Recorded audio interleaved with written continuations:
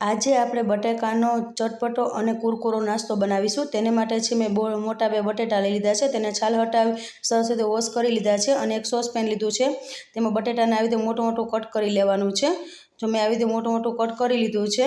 હવે છે તેમાં આપણે 2 ગ્લાસ જેટલું પાણી એડ કરી દઈશું અને 1 ચમચી જેટલું છે આપણે નમક એડ કરીશું। નમક એડ કરી સરસ રીતે આવી રીતે ચમચીથી મિક્સ કરી લેવાનું છે।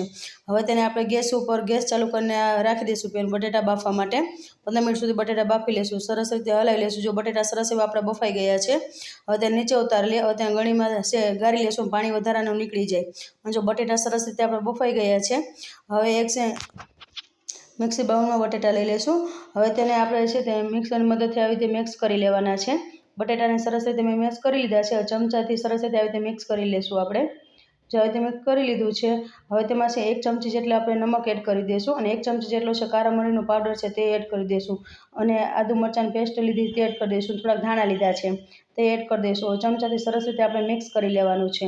હવે આપણે તેમાં છે તે કોર્નફ્લોર લીધો છે, 3 ચમચી જેટલો હું કોર્નફ્લોર એડ કરું છું। તેની જગ્યાએ તમે ચોખાનો લોટ પણ એડ કરી શકો છો અથવા તો મેંદાનો લોટ પણ તમે વાપરી શકો છો। બધું ચમચાથી સરસ રીતે મિક્સ કરી લેવાનું છે। 1 ચમચી જેટલા મેં અજમા લીધા છે, તેને હાથથી ક્રશ કરીને આપણે એડ કરી દેવાના છે। હવે તેને ચમચાની મદદ સરસ રીતે આવી રીતે મિક્સ કરી લેવાનું છે। હવે હાથેથી આપણે સરસ રીતે લોટ બાંધી, આમાં પાણીનો ઉપયોગ નથી કરવાનો। આપણે બટેટાનો જે મિક્સ કરેલ છે તેનાથી જ આપણો લોટ બંધાઈ જશે। જો સરસ રીતે આવી રીતે લોટ બંધાઈ ગયો છે, હવે છે તેમાં મેં કહું ચોપર મોડ લીધું છે। જો આવી રીતે ગુંડલું કરી લીધું છે, તેમાં આપણે અડધો લઈ લઈશું, ગુંડલું વારી લેવાનું છે। તેની જગ્યાએ તમે પાટલીનો પણ ઉપયોગ કરી શકો છો। તેમાં આપણે 1 ચમચી જેટલો કોરો લોટ છે તે લઈ લઈશું। જો આવી રીતે ઉપર લગાવી લેવાનું છે। હવે તેને વેણાની મદદથી છે આવી રીતે વણી લેવાનું છે।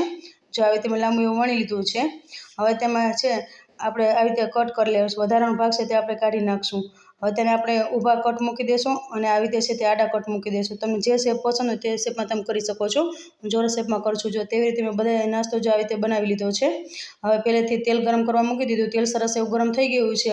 હવે જેટલા આપણે પીસીસ સમાય તેટલા આપણે તેલમાં એડ કરી દેવાના છે અને પહેલાં હલાવવાની ઉતાવળ, થોડો કલર ચેન્જ થાય પછી જ આપણે તેને પલટાવવાનો છે। બંને બાજુ ક્રિસ્પી થાય ત્યાં સુધી આપણે નાસ્તાને છે તે તરી લેવાનો છે। જો બંને બાજુ સરસ એવો ક્રિસ્પી થઈ ગયો છે અને આપણો નાસ્તો સરસ એવો થઈ ગયો, તેને આપણે સર્વિંગ પ્લેટમાં કાઢી લઈએ। ફૂલ વિડીયોની ડિટેલ બાજુમાં નીચે લિંક આપેલી છે। તો તૈયાર છે આપણો બટેટાનો નાસ્તો। And thank you for watching.